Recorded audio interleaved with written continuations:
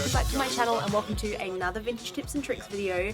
Today I want to go through something that has been requested several times, and that is what makes something vintage from a certain era, or what makes something authentic from a certain era. Whether you're buying reproduction stuff or whether you're buying authentic vintage, how do you know what era it's from? So today I thought I would share with you some tips and tricks regarding how you can find the right items and know which items match which era based on the type of cut they have, what materials they're made from, and what kind of accessories match which eras as well. So today is going to be all about the 1940s. That's because there seems to be a lot of misunderstanding about what makes something 1940s. I think a lot of people get confused between the 40s and the 50s. So for me, the things that really define the 1940s random geese like calling out over there. So for me, the outfits that really defined the 1940s were things like suits, woolen suits. Ladies started wearing suits in this era. Women were working. It was the war. Women had to go to work. They needed to support their country, and they were expected to go to work to do that in the place of all the men who went off to fight in the battle. So women started wearing suits, and you can find a lot of authentic looking suits in secondhand shops and in vintage stores and sometimes at estate sales. And you'll find that they're quite a straight cut. They weren't fitted like 1950s ones were. More of the pencil skirt look came in during the 50s. So you want to get a tailored skirt instead, which will look something like this, along with a little cropped jacket in the same color. They often have padding in the shoulders as well. Do be careful though, because a lot of the 1980s stuff that you can find in vintage stores pay homage to the 1940s, but with a much billowier cut, and the quality is not as good, and you'll find that there's a lot more scratchy, poor quality material. Well, I say it's poor quality. I mean, you might disagree if you love the 1980s, but I feel like the material is often sweaty and not that nice to touch, whereas if you're looking at vintage 1940s stuff, you're going to find silk, cotton, wool. You've got to remember that nylon had just come in that era, so you're not going to find these more kind of plasticky, synthetic-based 1940s products. You're going to find raw material products, so natural fibers such as cotton and wool. Women also used to wear work blouses. So work blouses have got quite a tailored cut. Everything from the 1940s is very tailored and square, and women started wearing items that had a bit of a masculine influence to them. I mean, think Audrey Hepburn. So you look at the shirts, they had the peaked collar, so the pointed collar rather than the round Peter Pan collar, and they had sleeves that cut off just above the elbow. If you look at Freddy's of Pinewood, they have a range of women's work blouses that are the exact style from that era. And if you look at pattern pictures, you can buy lots of 1940s patterns on the internet, you'll see the cut is very similar. So they had very straight shoulders, again, sometimes with padding in them, and then some of them had a billowed top part of the sleeve and some of them didn't. But those big shoulders were really popular in that era. Women were stepping into the role of the man in the family, having to earn the money, having to hold businesses up while men were off at war. So it was kind of a bit of empowerment happening there, and women really embraced that kind of masculine theme in their fashion. The other thing that came into fashion with a masculine touch to it was that women started to wear pants, including jeans. Yes, jeans were around the 1940s and they were very, very popular. You'll see lots of pictures of women wearing jeans, whether they're at home, whether they're out and about running errands, or they're in the garden digging. Jeans were incredibly popular, and you can find plenty of pictures of the likes of Rita Hayworth and Marilyn wearing jeans in the 1940s as well. Paired with a work blouse or a cute little cropped sweater, this was a very classic 1940s look. As you'll see, the popular trend was to roll them up quite high with a wide cuff. And again, a wonderful example of this is jeans available from Freddy's of Pinewood. They're the most authentic 1940s jeans I've found, and I've never actually found 1940s jeans in the op shop, and I think that's probably because jeans were kind of more workwear and they probably wore out. You'll also find that women also wore overalls paired with a snood or hair wrapped up in a scarf for working in factories and things. Was quite a popular outfit as well. This leads to the question of, what did ladies wear on their feet? Well, of course, they started with a pair of stockings. Seam stockings were all the fashion, and many of you know I posted this recently on my Twitter, but during the war era there was rationing. Women couldn't afford to buy silk stockings, and there weren't really any silk stockings during that time as well. Nylon had become popular, but later in the era, so women actually used to put gravy on their legs, then draw the seams of the stockings with eyeliner.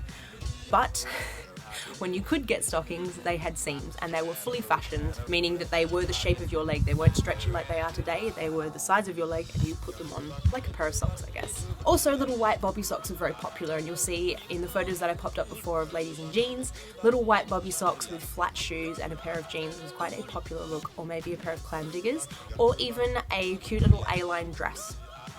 The other thing that was popular were 1940s slacks.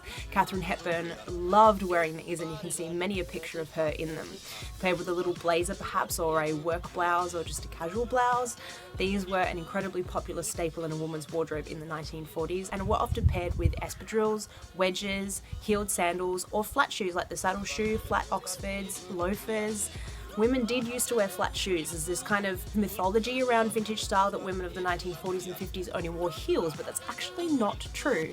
In the 1940s, there was a popular heeled shoe, and that was the heeled Oxford that you'll see many pictures of ladies wearing, but that was more something they wore when they went out and about. At home, just like us, they like to be comfortable, and they did wear flat shoes. Men's lace-up shoes, for example, wingtips and Oxfords were popular. Saddle shoes, of course, I love a good saddle shoe. And then when it came to heels, they did wear things like heeled sandals, peep-toe sandals, and the thing that I think really makes the difference between later eras and the 1940s is that on a sandal or on a high-heeled shoe that has a strap and a buckle, the strap sat above the ankle, very high on the ankle, above the Achilles, above the ankle bone, and it gives a really sleek, beautiful look and a very long leg line. I love these sandals. I prefer them to that lower strap that was more 1920s and 30s. That high up strap is just so elegant, and I always try to find those. You'll also find that the top of the shoe, like where it cuts across the top of your foot, was much higher as well. Like the width of the band when you're wearing a peep toe was quite high and cut kind of almost halfway up your foot line. Whereas later into the 50s, it became skinnier and showed more of the foot. You also have quite a wide heel in the 1940s. They were stable shoes. The 1940s had quite wearable high heels. They weren't too high, and they had a nice solid heel on them. The other thing that is often confused is, when did circle skirts come in? Circle skirts were a popular staple of the 1950s. In the 1940s, ladies liked to wear A-line skirts, A-line dresses, A-line skirts. The dresses often had a looser fit, as did the A-line skirt. A-line skirts were often paired with blouses, work blouses, cropped sweaters, saddle-style sweaters, which have a boat neck and a little puff sleeve at the top of them. And women were also bound to wear t-shirts, but with more of a shirt cut to them. So they were quite a tailored t-shirt, and that popular navy blue and white striped t-shirt really came in the 1940s. I love this look, and I'm forever trying to find a t-shirt like this, because our t-shirts these days aren't quite as structured as a 40s t-shirt, but I think these are gorgeous. I'm losing the light, so I won't go on too much more, but I'm just going to quickly touch on accessories. So bags became popular in the 1940s because makeup was becoming more and more popular, and women carried their accessories around with them. So their handbags got slightly bigger. They did use clutches, and you'll find clutches in various leathers and animal skins, obviously. I prefer to avoid those. Sometimes I'll get a vintage purse in leather, but I wouldn't encourage anyone to buy a Reproduction purse in leather. There's plenty of wonderful Reproduction companies that do non-leather or leather look items that have a classic 40s or 50s style to them. So clutches were very popular, as were woven materials. Because it was the rations era, women started making their own bags, and you'll find that a lot of clutches and purses were made with woven straw materials or woven plastic. There was a big fashion rage that happened in the 1940s that involved woven purses, and they were like crochet or plastic weave, which I think is pretty cool. Women also used to use frame bags, also known as envelope bags, and they often had steel framing inside or metal framing to help them stand open when they wanted to. When it came to hats, they were into big brimmed hats. They really came into fashion. You'll see pictures of ladies here wearing big brimmed hats with their beautiful A-line dresses. Gloves, of course, were supremely popular, particularly at Sunday on the way to church. And jewelry wasn't big and blingy. A lot of women didn't even have their ears pierced, so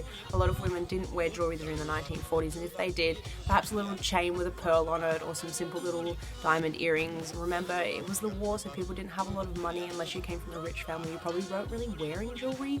Maybe a little brooch or something, but jewelry really came in more popularly, lots of accessorizing in the 1950s. So if you don't have retro jewelry and you're not willing to fork out the cash for it at this point, maybe a 1940s look is for you. It's kind of a bit simpler, and it is quite easy to go out to the shops still today and buy things like A-line skirts. Just make sure they come below the knee. Girls didn't wear skirts above the knee in the 1940s. So if you're looking for a 1940s style work suit skirt, which is kind of like a pencil skirt but not quite as tight fitting, or an A-line skirt. Just make sure it comes below the knee or mid-calf for you to have an authentic look. As for the last few types of accessories, things like silk scarves, hair flowers. Hair flowers were very popular, and I mean natural flowers. Of course you can buy silk flowers and things, but a lot of women just wore natural flowers in their hair as well.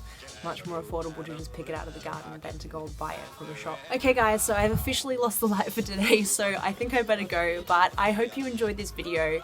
If you did, don't forget to give it a thumbs up, comment down below, subscribe, and click that little notification bell so you know when my videos come out. I'm not currently putting them out at the same time every week because the way that my work schedule works is very hard for me to guarantee that I can definitely edit or shoot on certain days and upload on certain days, but generally it comes out between Wednesday and Friday.